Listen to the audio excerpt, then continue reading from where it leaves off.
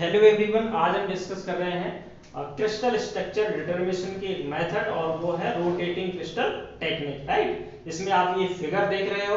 इस टेक्निक में क्या किया जाता है, ये एक टी ट्यूब है, टी नाम दिया है इस ट्यूब का। यहाँ से एक्सरे जनरेट की जाती है और जो generated x-rays in tube T are passed through slit, ठीक है, यहाँ से गुजारी जाती है। और ये स्लिट क्यों लगी होती है, ये इस जो एक्सरे बीम निकलती है इसको नैरो करने के लिए, ठीक है।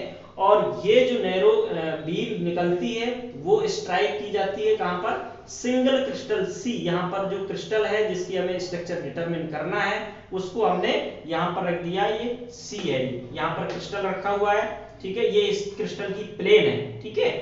अब ये क्या होता है कि ये एक टर्न टेबल है, ठीक है ना, और ये टर्न टेबल घूमता रहता है। क्या होता है, घूमता रहता है। तो घूमने से क्या होता है कि इसकी फेस जो है, क्रिस्टल की फेस भी इस एक्सरे के सामने आती जाती है। अब वो कैसे आती है, आप ऐसे समझ लो कि मान लीजिए इस फेस में है अभी ये क्रिस्टल, ठीक है। बिकॉज ऑफ ये टर्न टेबल घूम रहा है कंटिन्यू, तो ये फेस ऐसे भी आएगा एक टाइम पर, फिर ये फेस ऐसे आएगा, ठीक है। ये है इसका टेक्निक, रोटेटिंग क्रिस्टल टेक्निक। तो इस मान लीजिए पहले फेस, सामने वाले फेस पर, ठीक है, ये एक्सरे पड़ता है और एक्सरे पड़ने के बाद इससे रिफ्लेक्ट होता है, ठीक है। तो ये मैक्सिमम रिफ्लेक्शन जिस एंगल पर होता है उसको हम यहाँ पर एक रिकॉर्डर जो होता है उससे रिकॉर्ड कर लिया जाता है। फिर नेक्स्ट फेस आता है इसके सामने, बिकॉज ऑफ ये टर्न टेबल है और घूम रहा है कंटिन्यू, तो इस टर्न टेबल के वजह माध्यम से ये वाला फेस आता है। इस फेस पर जो आया, नेक्स्ट फेस आया है, उस फेस पर जो है मैक्सिमम रिफ्लेक्शन, ठीक है ना, और उस लोएस्ट एंगल पर तो मैक्सिमम रिफ्लेक्शन फिर यहाँ रिकॉर्ड हो जाता है। और फिर नेक्स्ट फेस आता है और इस फेस पर मैक्सिमम इस एक्सरे का, ये जो एक्सरे है इसका मैक्सिमम रिफ्लेक्शन रिकॉर्ड हो जाता है। बस ये इसकी टेक्निक है। और ये जो एंगल निकल के आता है, ठीक है, उसे हम कहते हैं कि आपका जो है ये थीटा वैल्यू देता है, यानी कि angle for which reflection are maximum gives the value theta. Okay, अब देखिए ये जो लोवेस्ट एंगल होगा जिस पर अधिकतम रिफ्लेक्शन होगा इस एक्सरे का, और जो यहाँ पर रिकॉर्ड हुआ है वो n = 1 होगा, लोवेस्ट एंगल, ठीक है। Lowest angle at which maximum reflection occurs corresponding to n = 1, वो n = 1 के अनुरूप होगा, तो हम उसे कहेंगे ये फर्स्ट ऑर्डर रिफ्लेक्शन है। इसी तरह से अब नेक्स्ट हायर एंगल के लिए मैक्सिमम रिफ्लेक्शन, ठीक है ना, तो वो होगा n = 2, राइट, और उसे हम कहेंगे second order reflection and so on.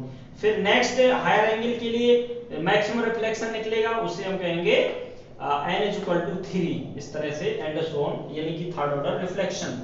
तो ये थी एक टेक्निक। आप यहाँ क्रिस्टल रखते हो, यहाँ से एक्सरे बीम डाली जाती है, एक टर्न टेबल है जो कि कंटिन्यू घूमता रहता है, और ये क्रिस्टल की प्लेन होती है, एक्सरे इसमें आता है और इससे रिफ्लेक्ट होता है, ठीक है। क्या होता है, रिफ्लेक्ट होता है।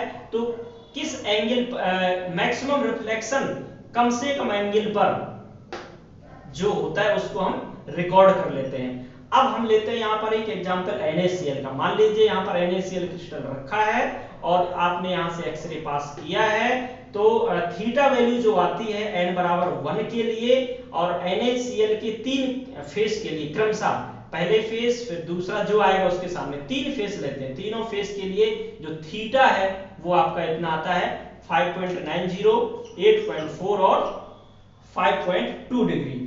अब इस थीटा में देखिए किस तरह से क्रिस्टल स्ट्रक्चर डिसाइड की जाती है। अब हम यहाँ बता रहे हैं कि NaCl की क्रिस्टल स्ट्रक्चर किस तरह से डिसाइड होगी। तो आपने इस टेक्निक से, जो स्पेक्ट्रोफोटोमीटर, इससे आपने जो है क्या निकाल लिया, एंगल निकाल लिया, lowest angle at which maximum reflection है।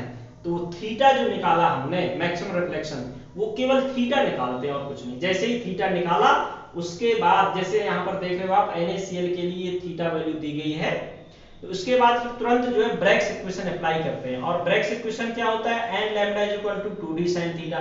हम यहाँ पर इसको इस तरह लिख सकते हैं, d = n λ/2 sin थीटा, ठीक है। यहाँ पर जो है d निकालना है आपको। क्रिस्टल का मतलब हो गया, क्रिस्टल में इंटरप्लेनर डिस्टेंस निकालना है इस थीटा के माध्यम से।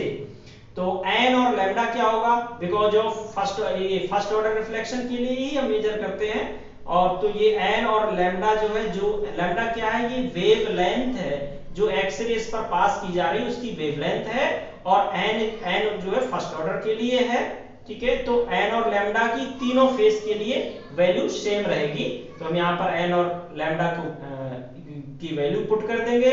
2 sin थीटा की जगह हम 5.9, फिर आगे तो एक बार d निकल आएगा, फिर नेक्स्ट बार उससे ये सेम चीज रखेंगे 8.4 रखेंगे तो नेक्स्ट d निकल आएगा, फिर अगला निकल आएगा d। इस तरह से जो इंटरप्लेनर डिस्टेंस है, एक प्लेन दूसरे प्लेन और तीसरे प्लेन की डिस्टेंस है वो निकल आती है। इसको जब हम कैलकुलेट करते हैं तो ये जो आप देख रहे हो ये रेशियो निकल के आता है, राइट। अब ये रेशियो से हम ये डिस्कस करते हैं कि जो है इसकी जो NaCl है उसकी स्ट्रक्चर जो है किस तरह से है, फेस सेंटर्ड क्यूबिक स्ट्रक्चर है। बिकॉज ऑफ ये ratio face centred cubic structure के वेरी क्लोज है, बहुत ही नजदीक है, इसलिए हम ये डिसाइड करते हैं कि NaCl की जो स्ट्रक्चर है वो क्या है, फेस सेंटर्ड क्यूबिक स्ट्रक्चर है।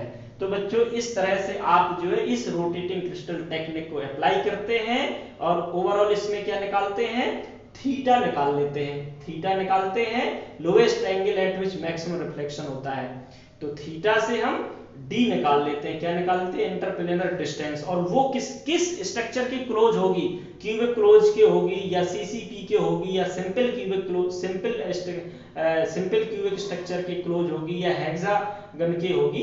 इस तरह से हम डिसाइड करते हैं कि उस क्रिस्टल की वो डेफिनेट स्ट्रक्चर है। जैसे हमने यहाँ पर डिसाइड किया कि NaCl की जो ये जो रेशियो है d का वो क्या है, फेस सेंटर्ड क्यूबिक स्ट्रक्चर के क्लोज है, इसलिए NaCl की स्ट्रक्चर क्या होगी, face centred cubic FCC structure होगी, किसकी, NaCl की।